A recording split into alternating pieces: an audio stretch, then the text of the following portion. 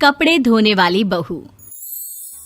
शादी के पहले से ही विभा को कपड़े धोने का बड़ा शौक था। कभी नल के नीचे तो कभी तालाब के पास। अरे मेरी नीली वाली लुंगी नहीं दिख रही है। विभा की अम्मा, कहाँ रखी है लुंगी? अरे वो तो विभा ने परसों ही धोकर रखी थी आपकी अलमारी में, देखो वहीं होगी। वो ना मैंने आज धो दी, मुझे लगा कि गंदी हो गई होगी।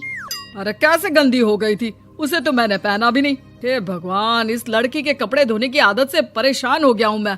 जितना तो घर में राशन नहीं आता उससे कहीं ज्यादा डिटर्जेंट पाउडर का खर्चा है। इसकी शादी करवा दो, शादी जाए अपने घर में ही करे काम, फिर चाहे घर के कपड़े धोने हो या पूरे गांव के। हाँ ठीक बोल रही हूँ, देखता हूँ मैं कोई लड़का। वो दिन भी आ जाता है जब विभा को देखने लड़के वाले आ जाते हैं। लड़की मुझे अच्छी लगी। होने वाली सास कहती है, बेटी अगर कुछ पूछना है तो पूछ लो।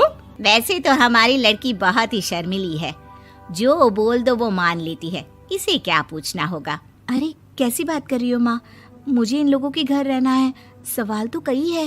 हाँ हाँ बेटा, पूछ लो ना, क्या पूछना है। आप लोगों के घर कपड़े कौन धोता है? सास का मुंह बन जाता है। देखो, अगर तुम ये कहना चाहती हो कि तुम्हें कपड़े धोने नहीं आते तो सुन लो, कपड़े मैं ही धोती हूँ, लेकिन तुम्हारे आ जाने के बाद मैं रुमाल तक नहीं धोऊंगी। अरे चुप रहना भाग्यवान, बहू बेचारी घर आई नहीं, उसे डराना शुरू कर दिया। वो क्या है ना बिटिया, अभी तक तो ये कल्लू की माँ ही धोती थी, लेकिन अब तुम्हारे पापा तो दहेज में वॉशिंग मशीन देंगे ही। तभी विभा की माँ बोल पड़ती है, सवाल भी पूछा तो क्या। वैसे भाई साहब, मशीन की तो फिर भी कपड़े धोने की कैपेसिटी होती है। मतलब जो बिटिया दे रहे हैं ना विभा, इसे कपड़े धोने का बहुत शौक है। ये आप लोगों के क्या, आस पड़ोस गांव मोहल्ले सबके कपड़े धो दे और उफ तक ना करे। बाहर देखा नहीं आपने कितने कपड़े सूख रहे हैं?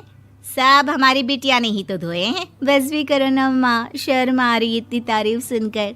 और तो और एक दाग निकाल कर दिखाओ तो मान जाऊं। हाँ अच्छा, माफ करना बेटा, मैंने गलत समझा। हमें तो रिश्ता बहुत पसंद है। और ऐसे जुड़ जाता है रिश्ता कपड़े धोने का शौक रखने वाली विभा का। उसकी शादी हो जाती है कोयला फैक्ट्री में काम करने वाले कल्लू के साथ। शादी के बाद अचानक विभा चिल्लाती हुई सास के पास आती है। सासू माँ, अरे सासू माँ कहाँ है आप? ये तो धोखा है, धोखा दिया आप लोगों ने मुझे। इसे ससुर के चक्कर के बारे में पता चल गया। अरे तो उसमें तुझे क्यों धोखा मिला है? अरे नल में पानी नहीं आता, कपड़े कैसे कब धुलेंगे? अच्छा, तू पानी नहीं आ रहा उसकी बात कर रही है। तो आपने क्या सोचा? कुछ नहीं।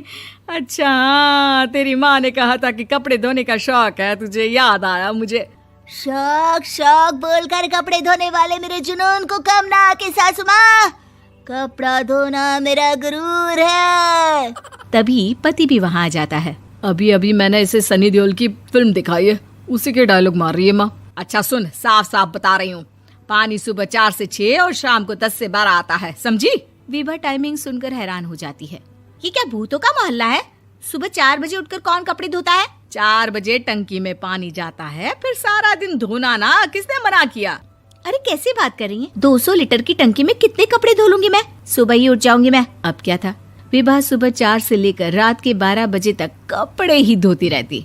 एक रोज सास पड़ोस से निकलकर कहीं जा रही होती है कि साथ वाली कहती है, हाँ कल्लू की माँ, जरा ये बताओ कि 2 साड़ी है, 2 ब्लाउज और एक पेटीकोट और एक नाड़े वाला लंबा कच्छा। हाँ तो? अरे तो क्या, कितना लोगी धुलाई ये बताओ। धोबन दिख रहे हैं हम क्या? हमारे पति सरकारी नौकरी से अभी रिटायर हुए हैं और बेटा सुपरवाइजर है कोयला फैक्ट्री में। धोबन समझ रखा है हमें।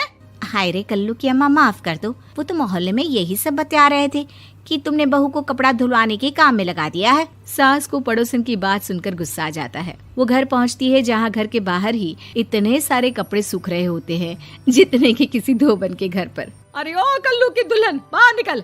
माँ जी यहीं आ जाओ, बाथरूम में चादर धो रहे हैं हम। अरे अभी हम धोते हैं, तुमको बाहर निकलो। ये आस पड़ोस वाले बोल रहे हैं कि हम बहू से कपड़े धुलवा कर उसे कपड़ा धोने वाली बना दिए हैं। अरे छोड़ो ना माँ जी, किन लोगों की बातों में आती हो? आस पास के लोगों का तो काम ही होता है कि वो किसी तरह सास बहू को लड़ा दे। बहू सारे घर के कपड़े धोती है, ये क्या कम है? बोलिए। सास को भी लग जाता है कि वो बहू का ये सनकीपन नहीं छुड़वा सकती, इससे अच्छा है कि खुद ही चुप हो जाए। एक रोज सास और बहू मंदिर जाते हैं, जहाँ सास की साड़ी वहाँ खड़ी भीख मांगने वाली से मिलती है। माँ जी क्या बात है, आपकी साड़ी उस भिखारन से कितनी मिल रही है ना? हाँ हाँ देखो तो, दोनों की साड़ी मिल रही है। क्या बात है कल्लू की अम्मा, तुम खुद को तो अफसर की बीवी बताती हो और ऐसी सिंपल सी प्लेन साड़ी पहनकर घूमती हो। सिंपल और प्लेन नहीं है ये साड़ी। तो क्या सोने के धागे से फूल बने हैं? कुछ भी सासू माँ, कुछ भी। हाँ बने थे इस साड़ी में सोने के धागे से फूल। मेरे पति लेकर आए थे मद्रास से स्पेशली मेरे लिए 10,000 की। ताहे भाई साहब इस भिखारन के लिए भी सेम टू सेम साड़ी लेकर आए होंगे 10,000 की। सास उस वक्त तो कुछ नहीं कहती, लेकिन बहू के साथ घर आती है और अलमारी से एल्बम निकाल कर लाती है। ये साड़ी देख रही है, ये वही साड़ी है जिसे मैंने अभी पहना था।